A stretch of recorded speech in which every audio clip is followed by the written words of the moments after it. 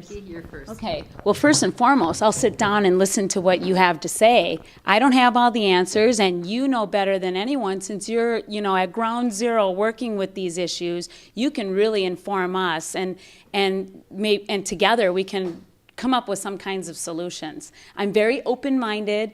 I want the best for my community. And, I know there's a certain role to our city council. Most importantly, it's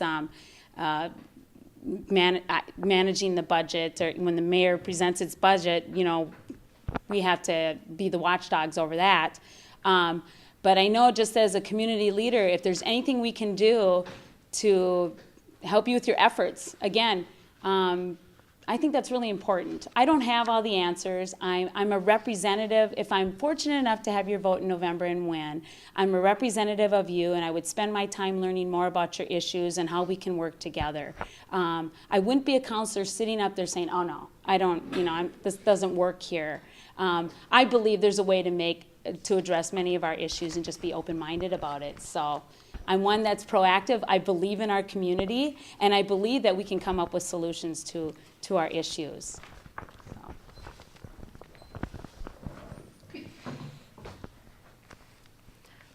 This is something I think Herb Bergson did a really good job at. And it's something that, regardless of what people think about any of his policies, I really admired him and had a lot of faith in him, because he always made the issue of poverty visible. And even when you look at general politics, what do we talk about? We talk about the middle class. People don't even utter the word. They don't even talk about it. And so the issue's not out there. And so I think as city leaders, the things that we can do are exactly those kinds of things. We can promote the events. We can we can interact with the organizations. We can help to do some of the problem solving, be that friendly face on the other side of the table, and increase that visibility. It's not something that we need to be ashamed of as a community. It's something that we need to figure out how to make it better, so that more people can have more opportunity and have better lives. And I think that that's the thing we need to get past. And I'm willing to do that. I mean, I have spent a long time in my life speaking about issues that no one else really wants to speak about, and that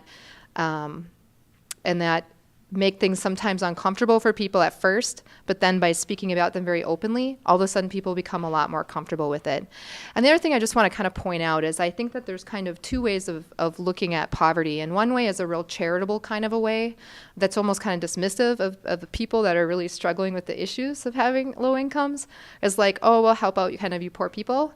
And then there's the idea of, how can we build our community support system, and how can we build up, opportunities for people so that we can actually change this, that we don't just kind of almost kind of like a looking down versus a looking kind of eye to eye. And I think we can change that dialogue, and that the city council certainly has a role in changing that dialogue.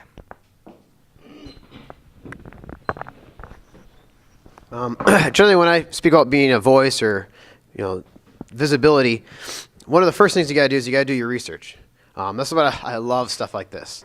I love going to events like the Sleep Out, because you get to learn a lot of the statistics so that we can be champions of the issue.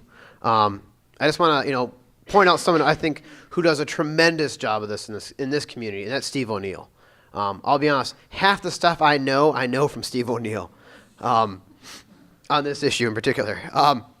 And I mean, I'll be honest, when I was in college my second year, I took a trip down to the Capitol for Duluth Days. It was actually a Chamber of Commerce event. I spent the entire ride down talking about homelessness with Steve O'Neill. I mean, when I left that trip, I felt like I had known so much about the issue at that point. But my point was, I got on the bus, and me and him talking, and he had so much passion on the issue that it made me feel passionate about it and want to learn more about it. And I think that's what we should see in our community leaders, is people who are really passionate about these issues, who want to talk to people about these issues, who are willing to spend 2 hours on a bus to talk about it.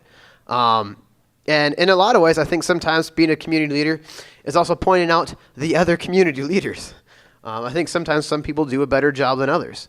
For example, I think Steve is doing a fantastic job of this, and I think will continue to do a fantastic job of this.